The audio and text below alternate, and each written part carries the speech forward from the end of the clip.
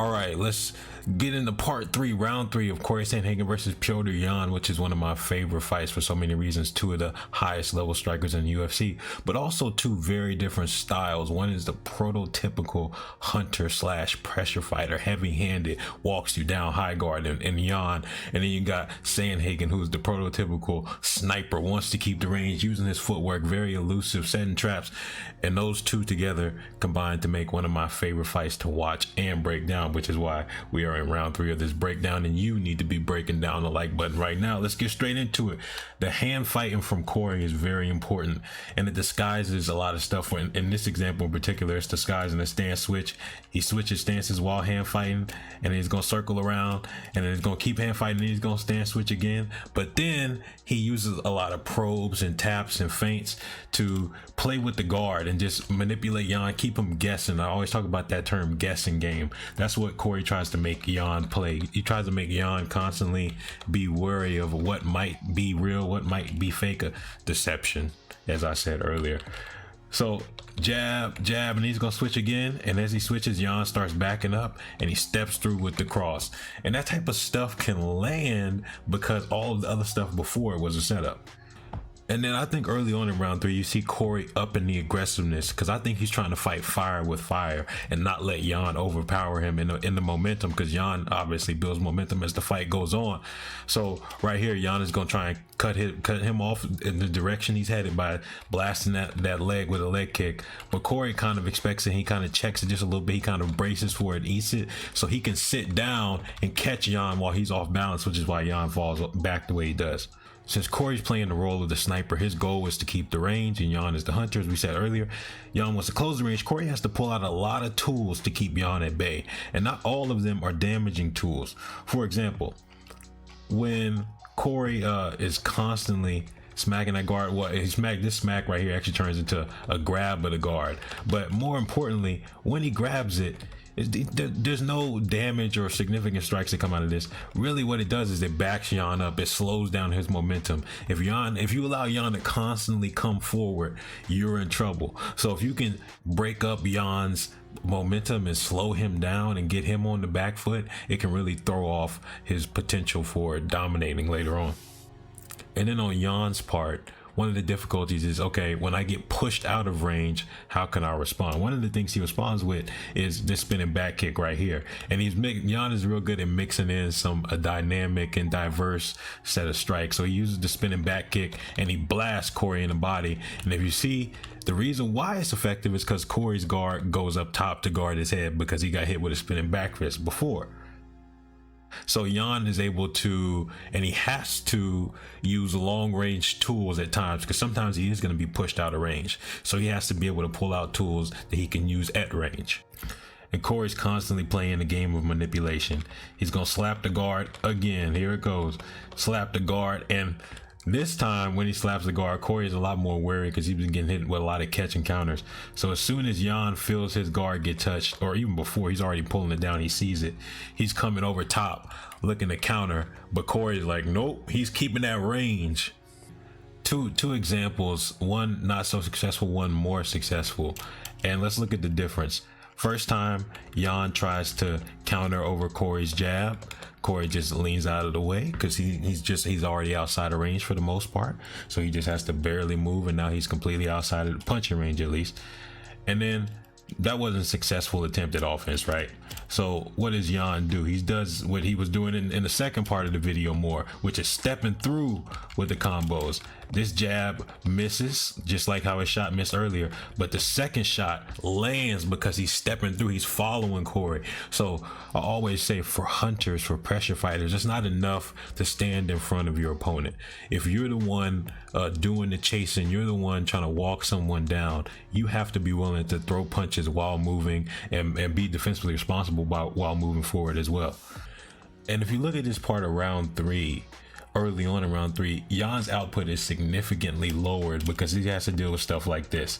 Cory grabs the wrist again, and now Yan's like, uh-oh, I gotta get out the way. And you see Cory threatening the right hand, and he's stepping through, and he's switching stances, and he's coming around, he's controlling the guard. And it's like so much to do, and he's switching angles all at the same time. So Yan is like, Yan goes into defensive mode basically, which means he can't be offensive, at least not to the same degree he would have been if he was the one initiating everything.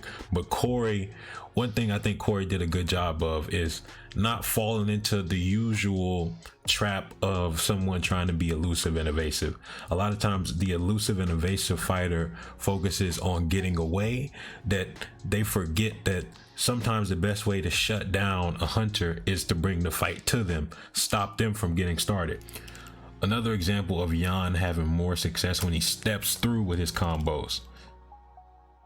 Body shot. Then look at the adjustment from Cory. Whenever Jan is stepping through, Cory's reaction is to lean out of the way because he's mostly out of range in most of these scenarios, but that's not working whenever Jan steps through. So immediately after the next exchange that happens, instead of leaning out of the way, he does lean out of the way for the first shot, but for the second shot, the type of shot that would have caught him a few seconds earlier, instead he gets underneath it, duck and smother. Well, he does smother a little bit. Yeah, he does. He ducks underneath and smothers a little bit. There's a little bit of some boxing stuff, but obviously it works in MMA. But the important thing here is that it only takes a couple instances of the same type of sequence for the adjustments to start clicking. So just a few times in that third round, he got caught with those step through backhands that came after the lead hand. He said, you know what, if I get caught with that lead hand, I'm getting underneath it rather than trying to lean back. And like we said earlier, Jan is having trouble initiating, so at times he's taking a counter punching role. Cory tries a similar trick to what he's been doing, distracting with one hand so he can try and land another. So put out that left glove, grabs a hold of Jan's hand, and then Jan is, defensive. And while Cory throws that right hand, he's obviously moving to get around the outside, and Jan is going to extend his that's technically his lead arm at this point, but he's kind of shifted in a weird position. He shifts out his lead arm, and that lead arm seems like it's doing nothing. It just seems like it's there, but really that's a good measurement, which is why Jan can come from underneath with a beautiful uppercut. And Cory's chin is crazy. A beautiful uppercut that catches Cory. It didn't land in a perfect spot, but it's just a great moment of Jan taking advantage of Cory overextending or being in a vulnerable position. Cory didn't really overextend it, but he closed distance and Jan measured and he caught him. This is an important thing to look at right here. I'm a big fan of traps. I think Cory set a trap right here, a classic pull counter trap, just by his body language, the way he's leaning over right here. Let's see when he leans over right here, when he starts leaning over, look at his eyes, right? When I'm looking for traps, I always look at the body language. As soon as he sees Jan close his fingers right here, boom, look at him stop, boom, he's ready. As soon as Jan's fingers close, because I'm pretty sure the trap is all about your awareness. So as soon as you're aware that they're finna fall into the trap, you have to be ready to spring it. So Cory sees it, whoop, he tries to pull counter, but Jan gets underneath it. He didn't really commit to the counter, but he definitely was ready for the shot to come, which is why he pulled back so quickly. But again, lead hand from Jan measuring and blast Cory upside his head. And then Cory's trying to escape out of range, but Jan gets a left hook inside the guard. But then this is one of the things that I think this is one of Cory's most dangerous attributes. Not just his footwork, but what his footwork allows him to do when it comes to balancing defense and offense. So in one moment, he's being defensive, trying to escape range, and instantly in another moment he's coming back with offense and catching Jan off guard. At the same time, body's moving, feet's moving. And now Jan is back on defense. Jan is backpedaling because Cory kind of has that Tasmanian devil, and we're going to talk more about that archetype that I mentioned, the Tasmanian devil type footwork, where he can just surprise you, come at different angles, come at different times, and come with different modes, either offense or defense. Again, another example of Jan finding success when he steps through with the combo. So when Cory did his little circle around, Jan missed the left hook, but instead of just sitting there and missing that shot, he followed through. He followed Cory, he tracked him with his footwork, and he blinded him up. And then he's got more. Almost forgot about this part. After he lands the right hand, his weight is loaded on the left, so he explodes up with the left as well. And then Cory's trying to answer back, and then great defense from Jan.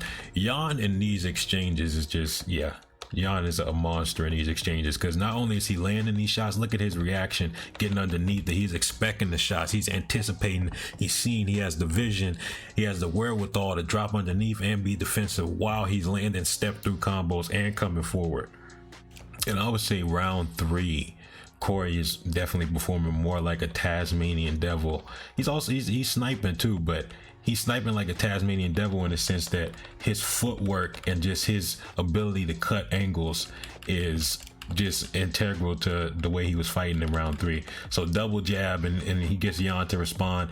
Notice when he's throwing his combo, he's moving, he's circling around Jan's backside, and he gets a great angle right there. And then Jan has to do what I mentioned. I think that was part 1, where Jan realized keeping up with Cory's feet was really difficult. But luckily this isn't boxing, this is MMA. So Jan puts that arm out there like a barricade, like when you're trying to enter a club but you're not allowed in. He put that arm out there to catch Cory's body so he could line him up, measure him, keep him in position. And then Jan's looking at him like, I'm finna blast you. And that's what he doesn't get the opportunity to. But in another part he did blast him. Notice how the accuracy of Jan is getting better and better in these exchanges. That's the adaptation in a fight that people talk about when they say someone downloads data. A lot of times it's just subtle elements like timing and positioning, the couple of inches of range that make the difference, right? The expectations of the type of counter shots he's going to see, all these subtle things like changes in expectations, changes in range. He expects a straight shot to come. So he's walking forward on Cory like how he's been doing. He feints like he's whipping out a hook, and then he boom gets over the guard, and then Cory's gonna stop, plant, and Jan is expecting something like that to come, which is why he slips away. And then he noticed when Jan is looking for a counter, so straight shot kind of falls short. Jan's looking for a counter. He doesn't counter where Cory's head was up top. He matches the level change. He tries to counter him where he was low, but his accuracy was a little bit off, but the intent was right. And then Cory's trying to escape again. He knows which direction he's headed, so he tries to cut him off on the exit. And he doesn't try. He does cut him off on the exit with that counter hook. And then he pulls out of the way of the jab, and then he gets underneath that jab, and then he's leaning out of the way of a possible uppercut or hook. It's the defense and the offense, his eyes, his awareness, his expectations, everything is improving in these exchanges. His understanding of the range, where Cory could be headed next, everything is getting better and better. And so it's all about the shaping of expectations, all about downloading the buildup of patterns and pattern recognition that allows you to adjust these slightest minute measurements that make the difference in these exchanges. Jan tries another counter hook. Cory's been getting out of the way of most of those because Cory has really good ability to start and stop his footwork when it comes to entering and exiting range, as we've said plenty of times by this point. And so Jan misses the hook. Cory leans out of the way.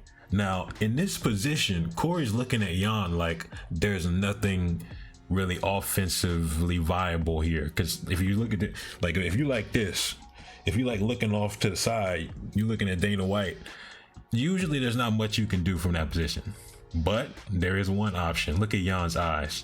He stays in that vulnerable position. Cory's guard lowers because he's like, okay, I'm safe. But he's not. Spinning back fist. And that's one of the beauties of mixed martial arts. That's one of the artistic pieces, the random, not necessarily randomness, but the randomness on our part. We don't expect this type of stuff, but Jan is super smart. I was talking about the adjustments, and so one of the adjustments is bringing in new elements to spinning back kick to the body. And now he missed that shot, line up the spinning back fist, and then after he lands the spinning back fist, land another shot on the way down. Here's a great exchange right here. Jan is gonna step in, no feints, no telegraph, just wham, blast Cory. And this is after he got back up from getting some ground and pound put on him. And then Cory's he's gonna get knocked into a different stance. And then Cory's gonna readjust. He's gonna put that jab to the guard, jabbing up the middle, kind of guard manipulation, guard occupation, keeping that guard in a position where he can play with it. And then Cory's gonna grab a hold of one of those gloves. He's gonna step through. Look at how this back foot, he was in southpaw, so his left foot was back. Now he steps through with the left foot, which means his left shoulder is closer, which means that left elbow is closer. So it's this boom, quick, snappy elbow, the type of stuff that be opening up people's eyes if you know Cory's history. All right, that is all for part 3. Tell me what you think of the third round. Tell me what you think of the fight in general. We'll keep breaking this down, but I got some more stuff that's dropping very soon. I might break down, I won't say who I might break down. I'll keep it a surprise. That's all, Fight Scientists. Immortality Serum out.